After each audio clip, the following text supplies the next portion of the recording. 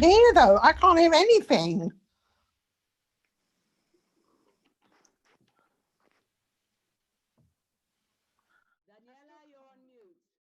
Hi, everyone. I'm just going to ask Natalie and Lauren to unmute themselves because I can mute you, but I can't unmute.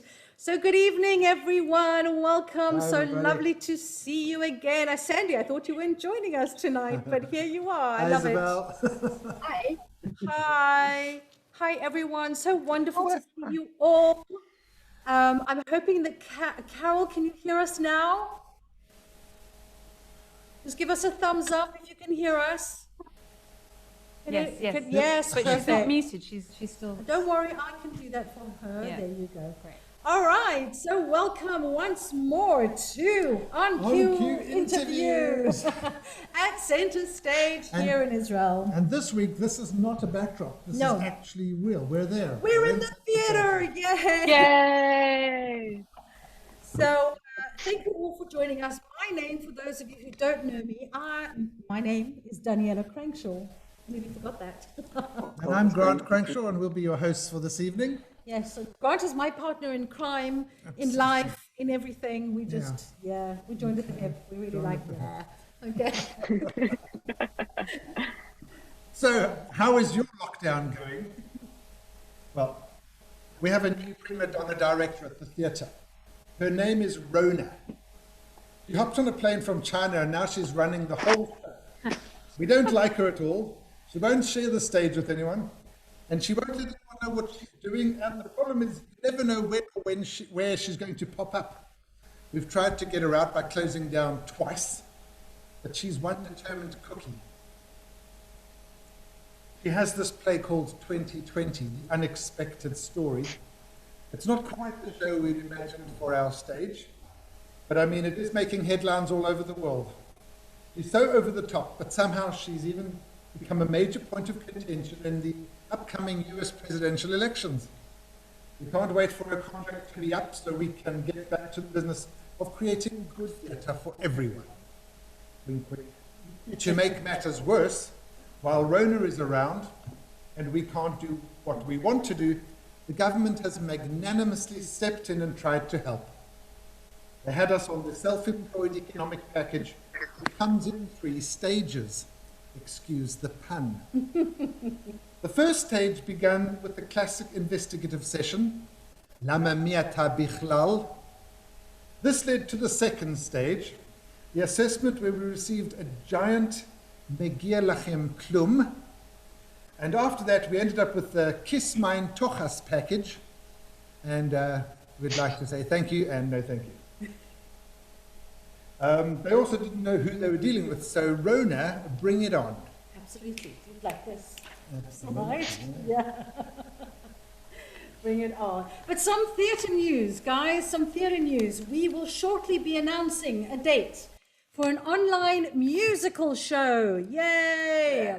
Really a review called Duets and More, I think. Duets and more. Duets and more. And we'll be pairing singers to perform well-loved duets from musicals and popular music. And the show will include our guest tonight, which is Natalie Blenford, as well as the previous and future guests, Eyal Scherf, Danny Fakelson, Natalie Lippen, and Naomi Kern. So be sure to stay tuned to get that date. And remember, we are committed to keeping you involved, entertained, and connected. Absolutely. So follow us on Facebook, join our newsletter from the website, and stay up to date with all the goings on. To remind you, once again, this is a pay-as-you-can event. So if you can, please feel free to give a little contribution. There'll be a link in the chat. And should you be in the same situation as us, just relax and enjoy the show. Absolutely. Everyone is welcome. Yes, I know there's an echo. I think it's because we're in the theatre and there's acoustic, so I apologize for that. I'm hoping that we are able to project our voices. Well, I'll try something. Or Grant's going to try something. And I hope that we don't get all turned off. We tried that already.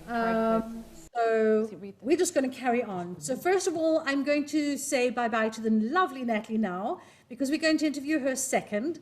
And we're going to interview Lauren first. So there's Natalie saying bye-bye. And there's Lauren, yay, in the spotlight. So Lauren Izso, we first met... Izso. Izzo. Okay, we first met Lauren when we performed our version of on. many years ago. I won't say how many years ago. And we've maintained a really strong connection with this multi-talented woman. So Lauren is a Canadian Israeli print and broadcast journalist. She worked as a breaking news editor for the Jerusalem Post and hosted JPost TV. I must say, I've never heard of JPost TV. That's really, really bad of me, but you'll... It's been gone for years. Oh, okay. For years. But then you moved on to I-24 News and freelancing for networks like CBC, RT, TRT, Block TV, and now you are with ILTV. Right, so before we get into the whole journalistic career, tell us about your background, being born and raised in Canada. Your family's still there. Give us a bit of background. So, yes, as you said, I was born in Canada, in Toronto, Ontario. I had some connection to, the Hebrew language and to Israel. I heard it growing up. I went to private Jewish day school when I was growing up. And while I was growing up, I always felt super connected to the arts, from when theater programs, the drama club at school, the community theater all throughout elementary school and high school. It was literally my entire life. So much so that I actually really wanted to pursue a career in theater. I thought in Canada? Not professionally. I mean, I did like a little bit of professional theater, like here and there, but I didn't, I had wanted to study theater originally. And I thought long and hard about, whether that was something I really wanted to do and whether I sort of wanted to take my passion and make it into a career. I thought a lot about it and decided that I love theater so much and I always wanted to keep it a part of my life, but I wanted to sort of find a career that I could use the skills that I developed in theater, my performance skills, my sort of human interaction skills in another career. And I decided that journalism was perfect for me. So I ended up applying for journalism school in Canada at Ryerson University in Toronto. And I studied there for 2 years. And then after those 2 years, I was like, I got to get out of here. I got to go do something. I got to see the world, So I figured Israel was the... made Aliyah? So at that time, I decided I wanted to sort of try it out. So I came to Israel. It was sort of my first option because my mom is born in Israel. I have a lot of family here. I figured it's a place, first of all, with a lot of news, and it could be like an easy place for me to start building my career. So I came on a Career Israel, a Masa internship program, and I was an intern at the Jerusalem Post for 2 months. I planned to stay in the country for 2 months, and now I've been here 8.5 years. Wow. So that's sort of like in a nutshell, my transition from like growing up in Canada as a theater nerd to where I am now, I guess. But when Grant and I were having this discussion of like how we got you involved in Broadway Babes, and I kind of say, I think it was Ilana that brought you in. Was that right? I think what happened was, well, I was in Israel doing this internship, and I decided I really wanted to get back into theater. I was really missing it in my life. I needed an artistic outlet. I think I saw a post on Facebook for an audition that you posted, I think. Okay. Maybe. Okay. And I sent you a message, and I remember, I will never forget, I took the bus from Tel Aviv to Kfar Saba to your house. I like walked, I think, half an hour from the bus to where you live, to your moshav. Yes. And I came to your house and I sang for you, and I was so nervous, and it was like the best decision I ever made. Oh, I think so too, because we just, it was our opportunity to get to know you and to work with you and you can remember I was the only male in a cast of 7 women. Oh, you loved it. Are you kidding me? Yeah, You but loved I it, was Grant. so glad to meet someone who could sing, who's also got a sense of humor and blah, blah, blah, Oh, blah, blah, blah. Grant. Yeah. So thank you for that. That was great. So I'm going to just share with the people here just a couple of photographs and maybe a small snippet of a video. Oh my Prepare yourself. This God. is from How many years ago. ago is that from? Flashback. A lot. This was Oh. definitely at least 8 years ago. 8 years. Jesus. I know. So here we go, Lauren. Take a deep breath, guys. Bear with me as I share this. And take it from this. Hang on. Wait, come on. There we go. There's some pictures, and there's Lauren with a very Oh my God. serious Oh my God. face in the cell block tango, and this was, and the one at the bottom here is you with Don't Tell Mama. And here, if I can do this right, is think you I'm- with Grant. Oh, the shiny blue shirt. Oh, he moved. I thought it was a photo. Oh, you were really mean to me in that scene. You were really mean to me. No. No? I can hear, this- I can hear. No, I'm sorry. What I meant to say was that I prepared the song Nothing from a chorus line. Funnily enough, my acting teacher was a lot like the guy in the song. He didn't like me very much. So they can hear that right now. I'm so stressful. Right, back up. Let's hear you.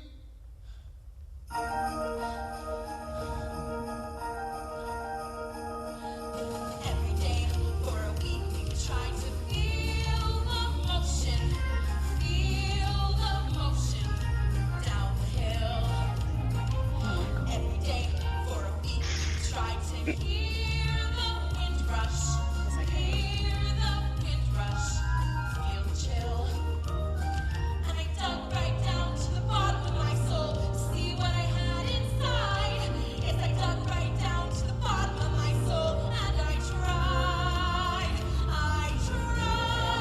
And the other kids were going, whoosh, whoosh. I feel the wind. I feel the cold. I feel the air. And Mr. Carp turns to me and he says, okay, Morales, what do you feel? And I said, nothing. I'm feeling nothing. And he said nothing could get a girl transferred. They all felt something, but I felt nothing. Except the feeling that this bullshit was absurd. But I said to myself, hey, it's only the first week. Maybe it's genetics. We don't have bobsleds in San Juan. That was a blast from the past. Oh my God, I'm a little Applause, baby there. applause, It's so weird to see yay. that. You're going crazy. Oh my God. That was 8 years ago, Lauren. Wow. Well done. It feels like a different lifetime. It does. But tell us about that experience for you, because that was really going back onto the stage. Yeah, it was a really great experience. And it was also amazing that I could sort of go back to that once I was already in this sort of new period of my life, doing something new, my new career, you know, and I was able to still have that artistic outlet and reach back into like my childhood nostalgia and to my love for theater. And it was a really great experience for me. I think that's honestly, being a part of that show was a part of the reason why I stayed in this country so long, honestly. Yes. Wow. That was the whole reason we did the show, just to keep Oh you. no. So Gershom asks, where was that performance? So Gershom, we actually took that show all around Israel. We were in Ma'alot, we were in Tel Aviv. If I'm not mistaken, that was from Give It Time, the theatre in Give It Time, which we've managed to fill, thank heavens, and there was no air conditioning, and it was No, there was yes, not. look at Yeah. that. June. So Yeah. I don't know if you all noticed, but I noticed how sweaty I was in that video. Yeah, no, what we do for the theater, huh? Absolutely. Wow. So, so that was Broadway Babes, and then Yeah. you really went into broadcast journalism. Yeah. How did that come about? So I think from the beginning of going into journalism, I always knew that I wanted to go into TV. I always wanted to do something sort of performance based, I guess. That was my expertise. But I still love the news and I still love to write. So I started, like, when I got hired at the Jerusalem Post, I was a breaking news editor. You know, I sat at a desk for 12 hours at a time, sometimes overnight, in this like crappy building in South Tel Aviv, you know, that smelled bad, like writing up 20 stories an hour, like the worst job ever, you know? Yeah. But while I was doing that, you know, paying my dues in journalism, as they say, they had started to create the J-Post TV newscast, which was a brand new thing. And I just lucked out that I was there at the right, sort of in the right place at the right time. And I auditioned for it. And right away, they said they wanted me to be a part of it. So I started off as like the secondary anchor of that edition. I anchored, I don't know, twice a week. And there was another girl who did it all the time. And eventually she left, and that was my full-time thing. And I really began to love presenting on TV and doing TV news. And I stopped with all the writing, and I just went into TV full force. And I ended up leaving there, and I got a job at I-24 News. Right. I was a reporter. Yeah, go I'll let ahead. you go into that kind of thing. Tell us a little bit about the English-speaking news community here in Israel. What is, as you say, there was the J-Post TV, there's I-24, ILTV. What are the opportunities, and what's it like here in Israel? I think it's a really unique industry because there's a ton of news here, and you would think there's sort of a lot of jobs in the industry, and there's a ton of people here doing it, but it's a really, really tight-knit community. Most of the English-speaking journalists that are in Israel are not here with their families. They're sent from these networks, or they come here, you know, on a whim because they got a cool job on TV. And so it gets to a point where a lot of people in this community like become each other's family, just like in the theater community, I would say. Right.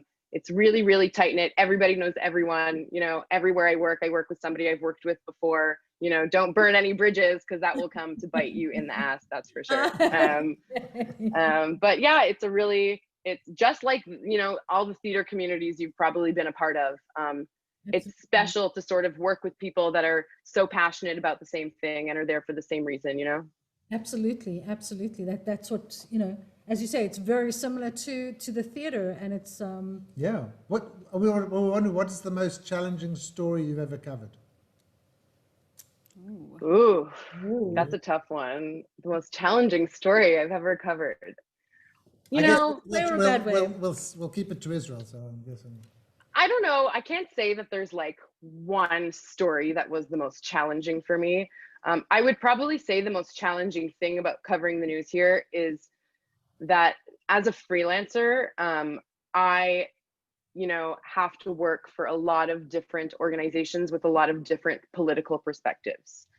Obviously, as a journalist, my opinions don't necessarily matter when I'm reporting the news or presenting the news. But when you work for so many places that have such different political views, you start to understand that you don't necessarily get paid to say the things that you want to.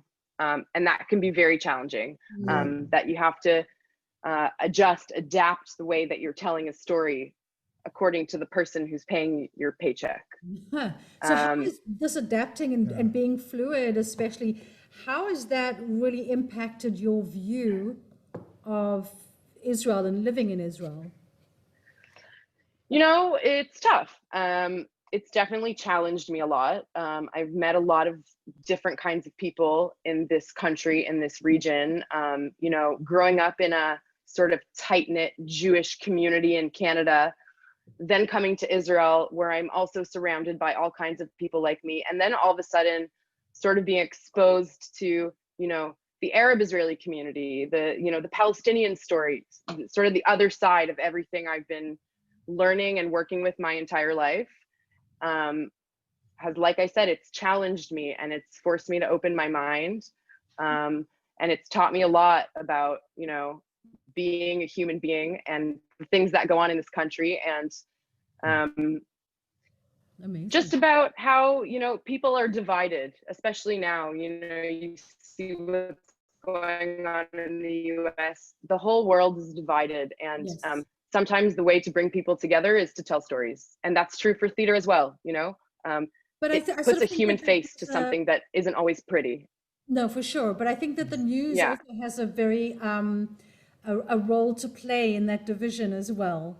So absolutely. Yeah. And absolutely, and that sort of goes back to what I say about, every network, whether they say it or not, they have a different agenda, and no individual journalist can control that. It's just the way the news works, right? And you have all these people starting their own blogs and their own podcasts and trying to be the voice of reason, but at the end of the day, there's like, I don't know, millions of people watching CNN, and there's 3 people reading that blog. So at the end of the day, it's not us as journalists who decide what's influential and what's not. And at the end of the day, we still have to pay our rent. How do you deal? I mean, yes, I understand that, and I totally get that you have to pay your rent, but how do you deal with that kind of, intellectually and emotionally? It's confusing, that's for sure. Like, on the one hand, some days I'm working places where I have to say Judea and Samaria, and someday I'm working places where I have to say the occupied West Bank, like from one extreme to the other, and as far as the terminology, that's something that these places are really specific about. But in terms of how I'm telling the story, I'm a reporter, and I report the facts, and I say what I believe is the truth, and I don't give my opinion. So whether or not using that specific terminology is going to make it seem like this is, on one side or the other, at the end of the day, I'm telling the story in the fairest way that I know how. Amazing. So just last one question, how does it feel to be interviewed instead of being the interviewer? It's really weird, but honestly, it's not as bad as I thought it would be. Yay! And I have to say, I told you I'm not used to being interviewed. I am used to being interviewed. No, I am used to being interviewed, but like about, the stuff that nobody wants to be interviewed about. So this was really refreshing. Cool. So I'm just going to end off our little session with you just to show a little snippet of your work as a broadcast TV journalist. So enjoy this, and then we'll be bringing on Natalie, and then later you'll come back. Okay? Yep. So here we go. Okay. I'm not going anywhere. Don't you dare. Let's go. And wait. There we go. And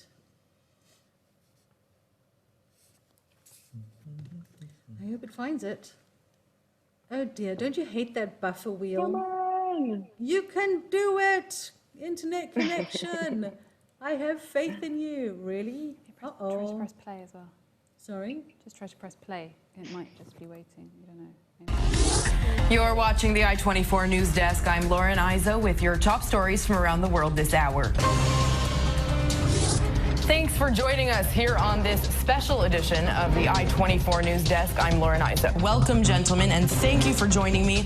Dr. Kugelman, I want to start with you. The IDF published an annual report highlighting the drastic decline in stabbing attacks. A protest going by the name of Justice Now, Make It Right for Palestine. I like the glasses look. Excellent. Thank you. All right, I'm going to bring Natalie on Natalie now. Blenford, Where yes. are you, Natalie? I don't know where I am. Yeah, you are. I can see you. Don't you just worry. make sure everyone else is There you muted? go. Can you unmute yourself? There we go. Yes. Natalie. Natalie Yay. Blenford. Hi. Hi. You're an actor, singer, writer, and journalist from the UK. Yes. Your professional credits in the UK include playing Maria Van Trapp in The Sound of Music, Woohoo! Amazing. an ensemble in the UK #1 tour of Andrew Lloyd Webber's Whistle Down the Wind. Correct. In Israel, beside appearing in numerous commercials, you've had a guest role in the 2020 Emmy-nominated TV series Emmy-nominated TV series. Hamishim, Absolutely. or Yes TV, a role in the forthcoming feature film A Gaza Weekend, Yes. and a guest lead in the Chaim Sheli, My Life, with comedian Kobi Maimon. It's all true. Surprisingly to me, it's good to have it condensed down, and you don't see how long it Well, took we to do all haven't of those finished things. yet. You That's write- what's surprising. You write for the Jerusalem Post and the Jewish Chronicle. You've previously written for magazines including Marie Claire, Cosmopolitan, Grazia, Red, and Discovery. And currently, you're fine-tuning a script to your one-woman show, The Lifeguard Diaries, which Yeah. sounds very interesting. And you hope to perform that in reality in 2021. True. Talk to me, babe. Talk to me. Okay, so I Talk just to want me. to We have a say theatre. that I'm here in the theatre, which is really exciting because no one's been in theatre since March, so I'm very excited to be here. Yay. Although I'm confused by where to look and how scary it is being on Zoom in a theatre, so forgive me. It's all good. We'll do it, the way that it comes, and we'll just go with it, go with the flow. So tell us about growing up in the UK, and how you came to the conclusion that you wanted to be a performer. Well, my story is like the same as Lauren's, but in the other direction. Okay. So I grew up in the UK in the 80s and the 90s when we didn't have smartphones and internet, and we didn't have very much to do. So I kind of read lots of magazines. I don't know where to look. I'll look here to the people at home. I used to read magazines all the time and like memorize who worked on which magazines, and I like news events that happened when I was a child. I like remember them so vividly. I like my mum, who's on this call, was a Daily Mail purchaser, and we used to read the Daily Mail every day, and I remember their view on every single event throughout the 80s and 90s because there wasn't much else, you know, happening. You just read the news and watched the news and remembered it.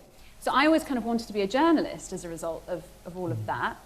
And I secretly wanted to be an actress, but I don't come from a family where there was any other actors, so it was a bit like singing in my bedroom into my hairbrush when I could find my hairbrush, because I always lost my hairbrush. and just sort of, I basically sort of taught myself to sing, but didn't know I was any good at it, if you know what I mean. Oh, I just do. sang I know in the house. exactly what you mean. Totally. Just sang in the Telling house. my story and, as well. Yeah, and just used to like make up little dramas in the garden, and my brother and I would sometimes pretend we were, you know, acting. We'd pretend we were making a film trailer or something, but I never really did anything about it. So I did a very academic A-levels in England. That's like your high school exams. Then I went to university to study English and communication studies. And I I loved the course, but it was very difficult, which was a shame. So I was kind of expecting it to be really exciting. It was actually just loads of reading big, long novels and writing essays. So in order to break the monotony of that, I started doing musicals, you know, like in one of the societies at the university. And that was where I felt like the most alive. I got cast in a production of Fame. I had a tiny role, I was at the back in the ensemble, but like just being on the stage was like, oh, like now I understand where I feel alive. So then I graduated from university and still pursued journalism and managed to, I mean, it was so much rejection, but I managed to break in and started writing for some women's magazines. But it was like kind of on the side, I wanted to do musical theatre, so I would do like an evening course in dance, an evening course in singing, and it was just lots and lots of small courses until eventually I sort of took the plunge. And that was the Sound of Music? No. Oh. God, the Sound of Music was like 5 years after the plunge. I basically sort of decided that, I think I was about 28, and there were all these reality TV shows on in the UK where they were searching for different people to play. They were searching for someone to play Maria in The Sound of Music, and then they were searching for Sandy in Greece. And I mean, I just went for all of these shows, and I got precisely nowhere. I love that. I got nowhere, but what I did do was observe the other people that were getting chosen, and I was like, yeah, I did kind of notice, although I didn't feel very confident in my ability, but I realised that they weren't that different to me or that much better than me. It was just that they'd had some training and they'd had a bit of time. So I just decided that, I think I was like 28, and I thought, I'm going to go to drama school. People are saying it's hard to hear me. No, it's just because I'm trying to. Can you hear me now? We have it. Can everyone hear okay? Can everyone hear me now? Perfect. Sandy Okay. says yes. Yes. Okay. Yeah. So tell us how you got to eventually play Maria in The Sound of Music. That is it's a role. Yeah. So and to play it in the UK. Yeah. I mean, wow. I mean, okay. So essentially, there was like a big journey, but I graduated from drama school. I did a 1-year master's degree, signed with an agent, and then she would kind of send me out to audition for things. And the first big job I got was a show called Whistle Down the Wind. I don't know if anyone knows that song, Whistle Down the Wind. It was made famous by Ronan Keating or something. Oh no, No Matter What. You'll know No Matter What. That was the one that was in the charts from Boyzone. Anyway, so I did this big UK tour of Whistle Down the Wind, and I was in the ensemble singing soprano. And then after that, once you finish, the unfortunate thing about acting, as I'm sure people know, is once you finish a job, you have to audition for the next one. So once I finished Whistle Down the Wind, I auditioned for many more things, and I got a part in a production of The Sound of Music that was going to Malaysia. And I went to Malaysia, and I was Sister Sophia, so I had a very small role. But I loved the show. I've always loved the show. It was always like my #1 show that I wanted to be in. And then very fortuitously, the next year there was a production of it in Hertfordshire or Bedfordshire, I'm not sure where, but my brother will know. It was like a local regional production, but it was a 500-seat theatre, and they did open auditions. Because often the problem with getting parts isn't that you don't have the ability, it's that you can't get in the door. Right. Because although, you know, some people have a fantastic agent who will get you in for everything, and then some people just can't get in the door. And I sometimes got in and sometimes didn't. But for this one, because it was an open audition, it was like that wasn't the barrier, so the only thing I had to do was go in and be Maria. And so I just trained myself. I like went out to the woods near my mum's house and like flung my arms around and sang, and then got in the car and drove there and was like, nobody speak to me, nobody speak to me. I am Maria. And then I got the part. So That's amazing. yeah, you have to visualize what you want and then make it happen. So that somehow I agree. happened. I agree. Yeah. So, okay, we're going from the hills. Yeah. And the hills, The in hills some to ways, the The Switzerland, mountains in Austria. Austria To the slums of Tel to Aviv. Israel. What made you come here? Oh yes, well that Go that way. question gets asked a lot, and I never really know. There's like so many versions of answers. I just, after a few years of being in London and auditioning in this, being in that world, things happened in my personal life as well, and I was like, okay, I need a change. I need to get away from London for a bit. So I came here for a week with my mum on a holiday. Obviously, maybe not obvious, but I'm Jewish, so I've spent time in Israel in my life. We came here for a holiday, and we just had a 1 week break, and we had the best time. If Carol, can you hear me? You can give us a thumbs up to show what a fantastic time we had on that holiday. There we go. There, big smiles, big smiles. Yes. Including that I met an Israeli guy on Tinder, so we'll just put that out there.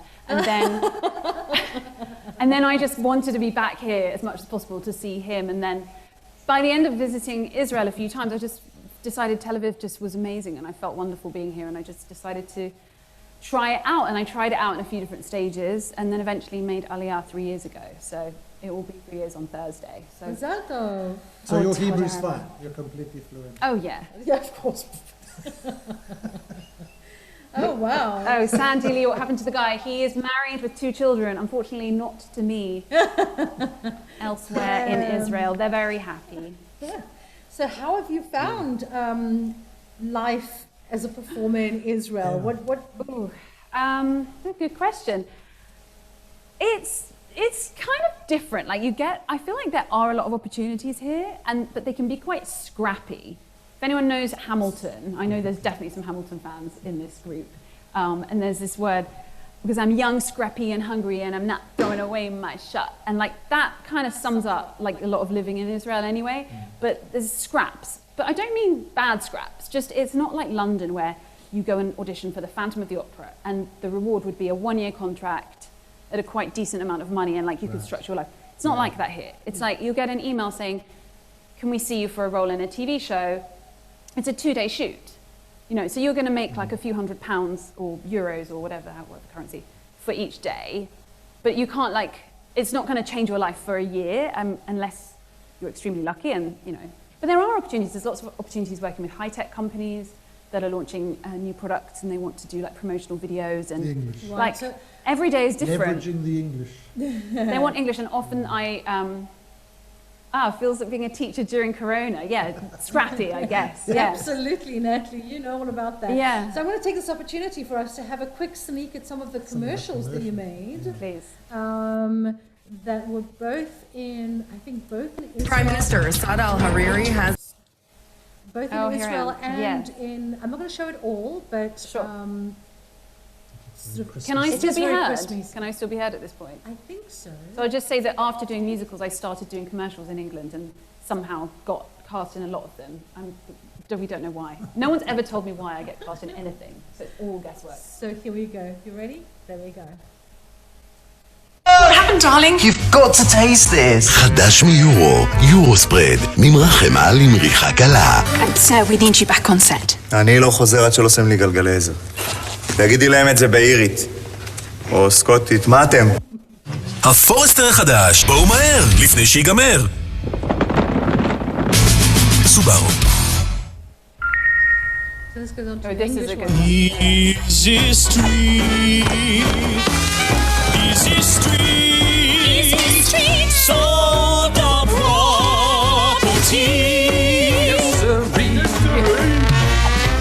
Easy Property, we offer low fixed fees, so you could save thousands when you sell or let your home with us.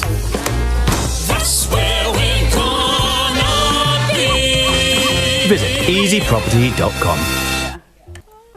What fun! Incredible. So you've managed to get some work in commercials in Israel, Yeah. and but besides that, you also had.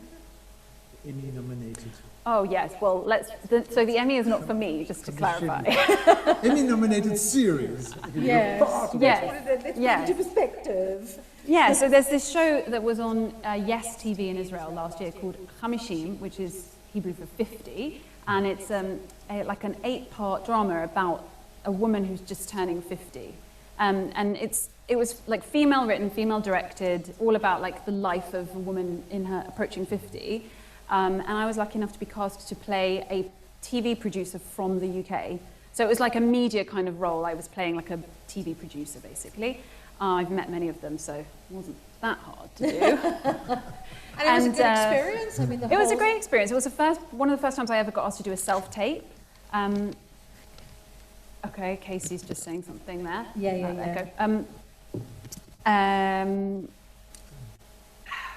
Yeah, sorry, Casey, it's when I tried to put it on mute, then people were saying they couldn't hear, so I do apologize for the echo. I did mute us for a while, and then they said, no, we can't hear, so I'm sorry. We'll try and fix that as best we can. She says, okay, good. So you were talking about the experience so just saying, of nowadays it's like everything is self-taped at home before you get the job, and then sometimes it's even self-shoot. You just, like that, your house has to have a lot of different walls, so I've painted a couple of walls during Corona for that. But Hamishim, I did a self-tape against a white wall in my apartment, and like you don't hear anything for like 4 weeks, and then suddenly you get a message saying, you've got this job, you're shooting a role in this new show, it's on Christmas Day. Did you have any plans that day? And you think, wait, hang on, I'm playing a British person from London. Yes, I did, I had a plan to go to London for Christmas, but I ended up missing Christmas and flying home, like getting a flight in for Boxing Day, and filming on Christmas Day. But it was really worth it, it was a great day. And so the let's show see did how very great well. it was, because we've got that little clip here of you coming in. So here we go. Let's share it. Okay. Your earphones for me, please. Thank you. Hold on. Let's get there. Hold on. There we go. And play. We're dying to know if she ends up having sex. Oh, please say that she does. It would be such a disappointment for the audience if she didn't. Well, I mean, they might feel a bit, betrayed. Obviously, you have a clear vision for the series. which we love. Absolutely. We just feel the show lacks balance. It's like all the men have died and gone to heaven. Or hell. Olga. I love that. That's really great. That's really great. So I'm hoping that if, depending on if it wins the Emmy or not, it might end up on I'm hoping it ends up on Netflix with subtitles in English so that people can actually watch the whole series, because it's a really good series, and I think it's something that should have a global audience, because it tells a story that not many people, there's just not many series about women in their 50s and about what they're going through when they're getting divorced and all this stuff, and it's like a black comedy, so it deserves to be seen. So that's Hamishim. Yeah. And is it going to go back onto Yes, or will it I think you can, if you've got Yes TV, it will be on video on demand. There you go. But hopefully it will make it to an international platform as well. That would be great. Suddenly to see you on Netflix. Woo-hoo. That would be cool. Yeah. Wouldn't that be cool? Absolutely. No, fingers crossed. Fingers crossed. Now, I wanted to, so you've managed to cope during this Corona time with the self-taping, but you're working on something, and I wanted to ask what you're working on. What is this play that you're writing? Yes. Okay, so I'm writing a play very slowly. I really should have finished it by now, but it's basically based on some diaries that I wrote in 2016 when I came here for the summer, and I met a lifeguard, and oh no, it's inspired by truth. I used to write my journal because I was kind of here on my own. I didn't have many friends in Tel Aviv, so I'd write my journal every night. Then the following summer, I was reading the journal, and I was kind of shocked by it. I was like, oh my God, some of the things I had written, some of the observations I'd made were just kind of funny. And so I decided to get a group of friends, who I then had friends, I decided to invite them over to my sublet and read them my journals. And it was just a very simple thing of just well, we say diary in England, so it was like, come and hear the story of like the time I dated a lifeguard, and it was called the Lifeguard Diaries, and it actually went down so well. People were just like laughing and crying, and just the feedback was brilliant. So like every year I've developed it a bit more, and now I've decided that it was like reading a novel. And I mean, it's nice to hear things read out, but you don't want to sit through like 20 chapters, it's too much. And so I've been working on it, and I'm trying to shape it into a one-woman play, where I would play kind of all the characters, because one of the things that was so funny was when I would play the Israeli men as well. That was very comic. So I need audio clips and sound, like lighting effects. It's not, I don't just want to sit there and play 20 characters. I want it to be a bit more sophisticated, but it's kind of like inspired by the success of Fleabag. I think we can all say that, we all know that there is a market for women's stories, and who knows what it could lead to. So I'm working on it at the moment. I'm trying to do a little bit each week, and I'm kind of near to the end of Act 2 now, so. Okay, great. Well, don't forget to sort of share it with us. Yeah, so well, I will. I mean, this would be a perfect location to stage it. It really would. Wouldn't Yes, yes.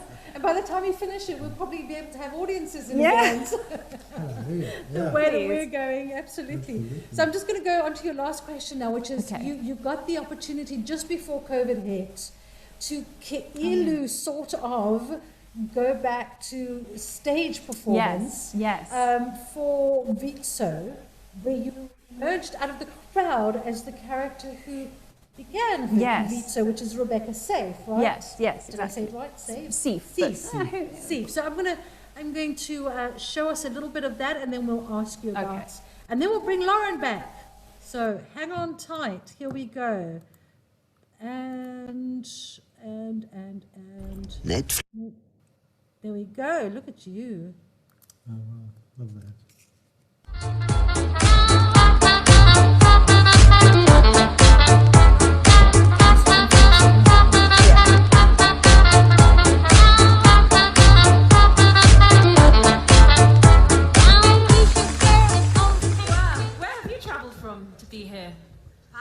From Panama. Fantastic. I have come from 1920. We've both had a long journey. I'm delighted to see you. Well. Well, ladies. Good morning, my dear Chabarot. Boker Tov. I was just descending in the elevator when I heard some ladies speaking. But that must have been like, how was that to sort of go back and... It was amazing. It was a lot of pressure, because for the organisation it was like a huge moment in their EGM. If anyone knows what E stands for, please tell me, because I have no idea. But it was like a huge conference. There were 700 women who had flown in, and they wanted to have this moment of like immersive theatre where this character just popped up. And so there was quite a lot of pressure. The rehearsals were quite stressful. And also because, just might be worth saying, that this is Israel, so they often don't provide a director or anyone that, I'm no offence to Izso, but generally in all my jobs, they don't really provide anyone that knows anything about acting or creating art. It's just like, they know what they want. And in a way, I would add that this is quite nice for me as an actress, because in England, they often, extraordinary general meeting, Sandy, thank you. It did feel quite extraordinary, because it was very scary. But yeah, often in England, they just don't want your opinions on anything. It's a case of like, you're hired to do the job, just be quiet and do it. But here, you're needed, because I have native English, and I trained at the Royal Central School of Speech and Drama, so they kind of like want my opinion. So in that sense, I kind of shaped how I didn't write the monologue, but I shaped it, shaped how we performed it. It was a 7-minute monologue. Awful lot to learn, but I somehow managed it, and it was great. The women loved it, and the woman that wrote the monologue was like in tears at the end. She said I delivered her vision, so she was very, very happy. That's and then just to give you a taste of life in Israel, that all sounds really glamorous. But once I'd gone out of the costume, I had to put it back in the suit pack and walk through a biblical storm to the costume place on Dizengoff. Oh no! To return it, like no one helped me. Costume? I offered. I'm too nice, and you wore it. Why didn't you? I took it back, and and it was a pretty miserable, rainy January day. That's an amazing story, Lauren. We're going to bring you back in now. Please unmute yourself. And for those of you who have been with us on our journey of our On Cue interviews, this is the part where we ask you questions. And we want, they're based on the Bernard Pivot Marcel Proust question, which James Lipton Okay. did at the Actor Studio, but we're not using the same questions, obviously, but it's kind of like giving us a glimpse into you, and you just have to answer quickly. And the first thing that sort of comes into your head when we ask you these questions. So, Grant, go ahead and ask the first question. Right. Your first question, and I'll ask Natalie because she's right. What is your idea of perfect happiness? Oh my God. Is it like a one-word answer? Quick answer, just whatever. What makes you so happy? A good night's sleep and a cuddle with my niece and nephew. Oh, I like sweet. that. Lauren, what do you say? I would say my family. My mom is watching. Hi, Mom. They're all the way in Canada, and I miss them, and I love them a lot. Oh, nice. Okay. Absolutely. So I'm going to ask the second She's smiling. one. Lauren, what is your least favorite word? I don't know if you want me to say it on here. No, just kidding. I know. My least favorite word, I bet you a lot of you will agree with me, moist. Moist. That's like the least popular word in the English language. I'm pretty sure everybody hates that word. Can I give two? You can. Okay, normalcy and easement, which we've only come across these words this year, and there's a big debate in my family as to whether we should be using normality or normalcy. We don't like normalcy, and easement can just go away. The easement of restrictions. Absolutely. Easement of restrictions. Oh, God. Yes. Yes. Easing. Yes. Yes. Easing would be Okay. fine. I was just not sure if I knew the right word. I was going a bit worried. Which person, Lauren, which person do you most admire?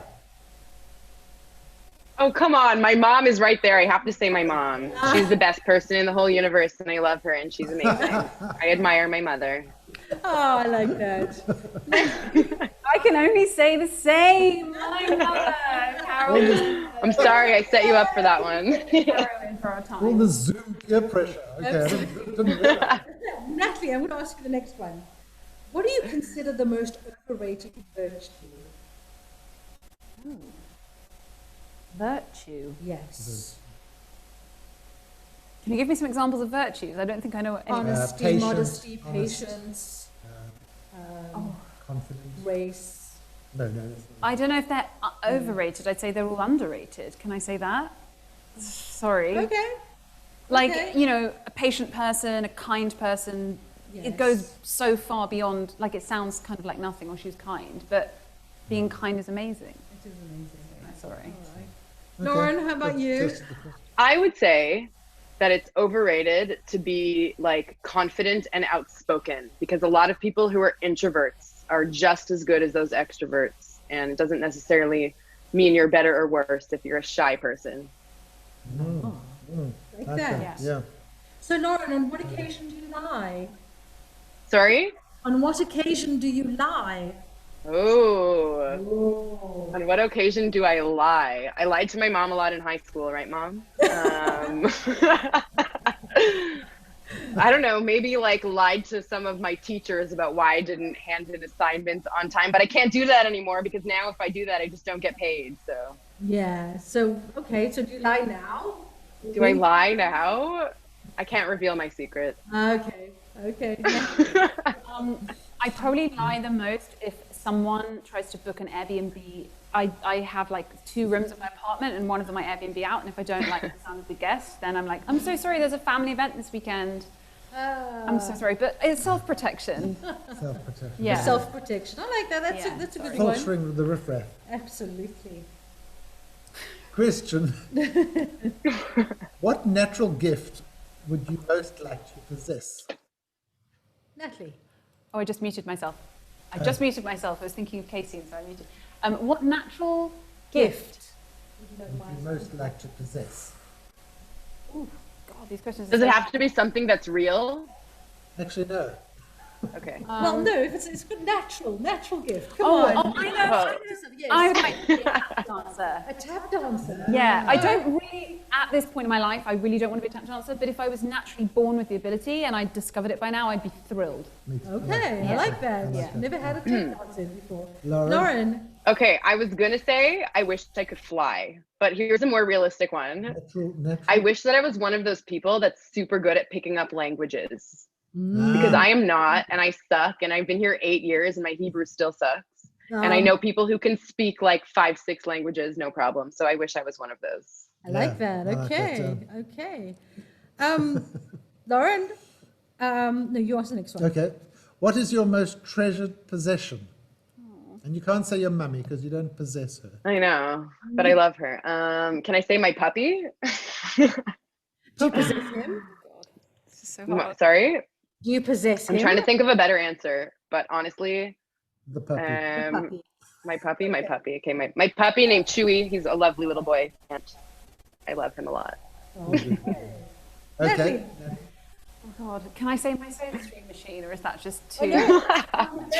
If that's what pops your toast. It's honestly the best thing I bought. It's only about 3 weeks old. It's just changed my life. There's life before soda stream and there's life after. Okay. Seriously. Lauren, Can I change my answer? Well, you can, but I want to let you know that Natalie said that the best way to improve your Hebrew is to get an Israeli lover. Did I? I can't hear. I didn't hear you. I'm sorry, Natalie, another Natalie. What did she say? That the best way to improve your Hebrew is to get an Israeli lover. Well, I'm marrying an Israeli, and my Hebrew still sucks. So. Damn, there it goes, Natalie. Sorry. Damn. Okay. So, Lauren, which words or phrases do you most overuse? Oh, okay. So I'm really bad at like using Hebrew slang words when I speak English, and it really, really annoys people. So I say like ke'ilu every other word, or like nu besetter. Okay, I'm besetter. People ask me how I am. I'm besetter, sababa. I throw in all these words, and you know, I go back to visit Canada. Half the time, nobody knows what I'm talking about, and here everyone just thinks I'm crazy. So okay, there you go.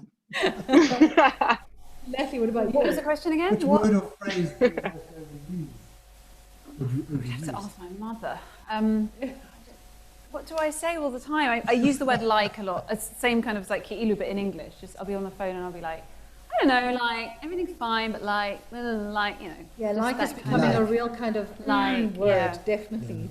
It's like the Israeli yeah. So Grant's last question, then my last question. Okay.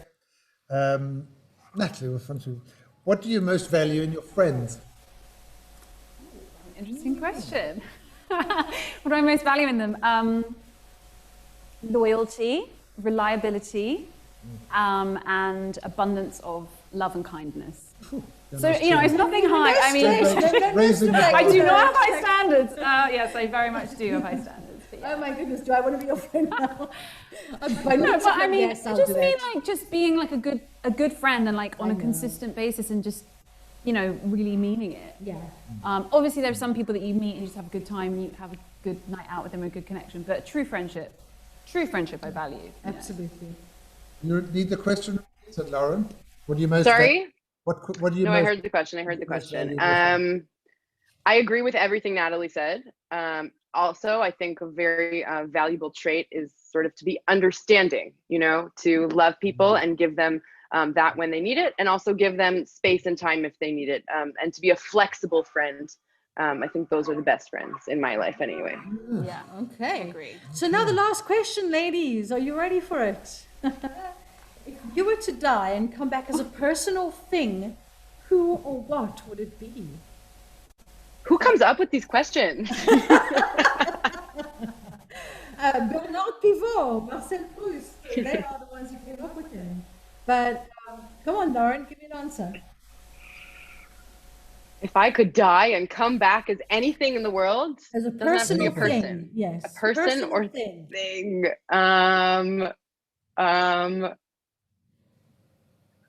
I would be. This is a really hard question. Like, I'm deferring to Natalie first. I need a second. Oh, okay. Can I do that? I'm ready. I'm trying to think. It's muted. No, you're fine. A person or thing. Yes. We've had people say their pet.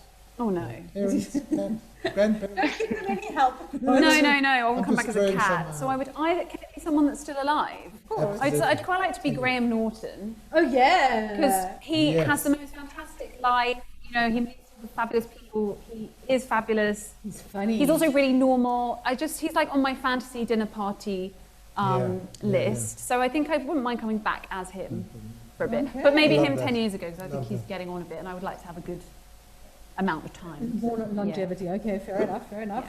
Lauren, have you thought? Okay. Okay. Are you ready? I have to end this on a good note. So this answer is dedicated to my mother. I'm coming back as my mother's chicken soup because it's the most amazing thing in the history of the universe, and I miss it dearly. And that's all. Your mother's chicken soup. I like that. Very good. It spreads the love. You know, when you smell it, you feel the love and the family. It's just it spreads happiness. What else could you want? Absolutely. Guys, you have been tremendous. I've loved, I know that Grant and I both loved having you with us, and I hope that everyone watching enjoyed it and was, kept, got something. I hope the echo wasn't too annoying to anybody who had the echo. Oh, okay. But it's been amazing, and obviously we do this every week, so next week we're going to have Iftach Ophir, who's an amazing actor. He's amazing. He is brilliant. He really is a brilliant actor. And Danny Faitelson. So tune in for that. Really, we're giving a platform here to performers of every kind, whether they be journalistic TV hosts, actors, dancers, directors, a platform to really allow you to get to know them. So thank you so much for joining us. We love having you here with us. We so look forward to welcoming you back into our theatre. These empty seats are waiting for you. We will continue on cue when we can open up our theatre, and we'll have live audience, which would be amazing. So thank you so much for putting in the questions and for taking the time out to be with us. And thank you to Natalie for being so gracious, and for Lauren for your time and letting us get to know you a bit more. So thank you all very much. Thank you, everyone. Good night.